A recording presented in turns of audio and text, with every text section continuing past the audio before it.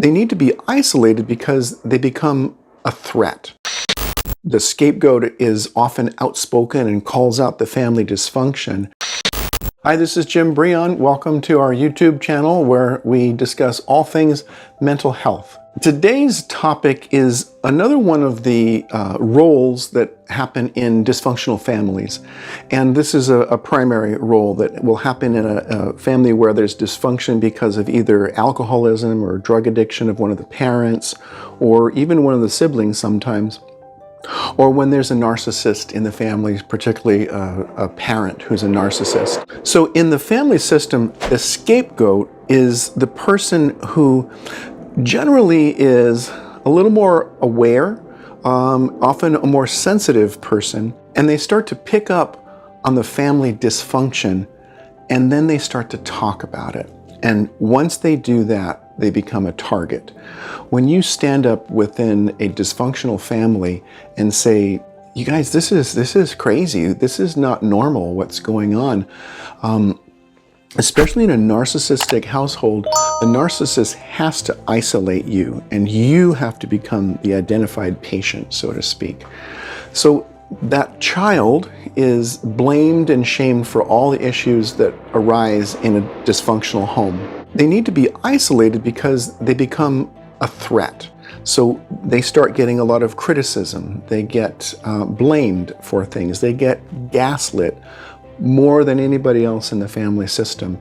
And sometimes the scapegoat can start to feel like they are the crazy one in the home. Like, maybe I'm just making all this up. If everybody else is telling me that I'm imagining it, maybe I'm imagining it. What can happen as a result is this can really have damaging effects on a person's self-esteem and their sense of belonging in the family.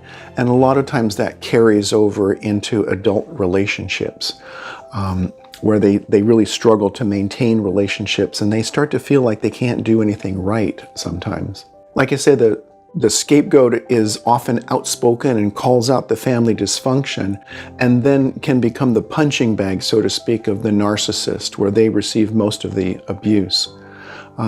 They often struggle in the relationship with who is often the golden child in the family. The golden child is the one that's preferred by the narcissist. And there's often a power struggle between the two of them. The golden child is given love and affection for their performance, for their acquiescence.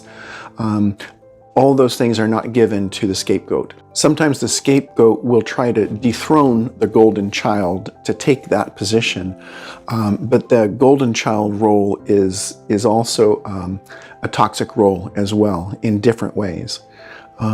People who grow up as scapegoats in families can become lifelong victims. They can develop a victim mentality and often develop people-pleasing habits.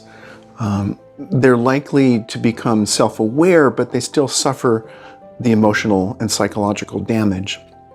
They may be driven to be high achievers and prove themselves worthy, but they still need to work on their childhood trauma in order to really heal, because a lot of that other stuff can be compensation.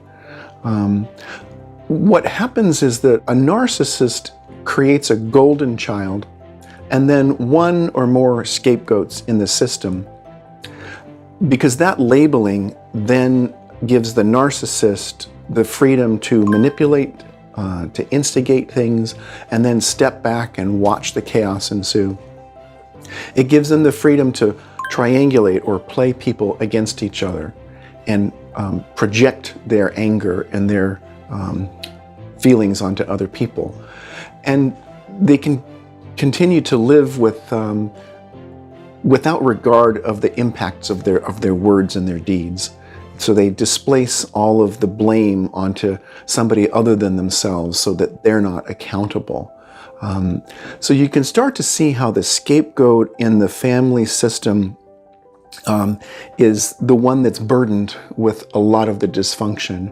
Now, all of those other roles have their own problems, and hopefully as siblings that live and grow up in a narcissistic family understand the roles that they were put into, hopefully those siblings can learn and develop additional closeness and help each other heal. Unfortunately, a lot of times there's division and they separate from each other.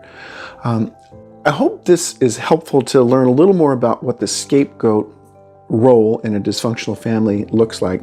So I encourage you to like and subscribe, sign up for notifications so we can let you know when more material comes out, and leave a comment down below. Let us know what you think, and look forward to sharing more info with you later.